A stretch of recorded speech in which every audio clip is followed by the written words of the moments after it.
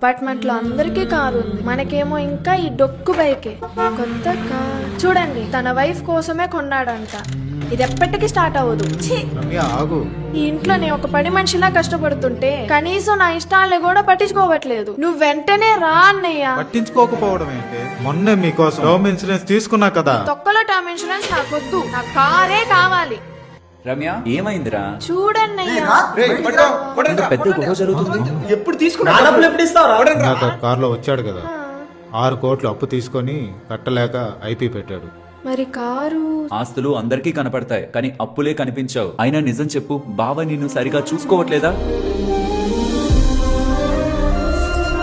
రమ్య నువ్వు తప్పు.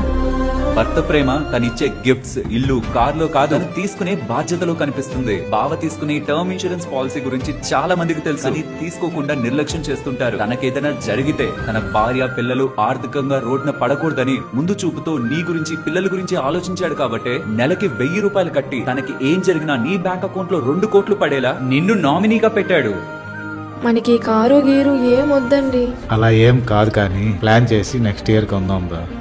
అయినా ఈ మంచి టర్మ్ ఇన్సూరెన్స్ మీరు ఎలా తీసుకున్నారు? ఇక్కడ ఛానల్ లోగో పేరు కనిపిస్తుందా? ఇది క్లిక్ చేసి ఇక్కడ ఈ బయోలో ఉన్న ఈ లింక్స్ లో ఈ టర్మ్ ఇన్సూరెన్స్ లింక్ ను క్లిక్ చేసి మన డీటెయిల్స్ ని ఫిల్ చేసి మన ఫ్యామిలీకి సరిపడే బెస్ట్ టర్మ్ ఇన్సూరెన్స్ డిస్కౌంట్ లో తీసుకోవచ్చు. ఈ ప్రాసెస్ లో వీళ్ళ సైడ్ నుంచి ఒక ఎక్స్పర్ట్ మన ఫ్యామిలీకి మంచి టర్మ్ ఇన్సూరెన్స్ తీసుకోవడంలో హెల్ప్ చేస్తారు.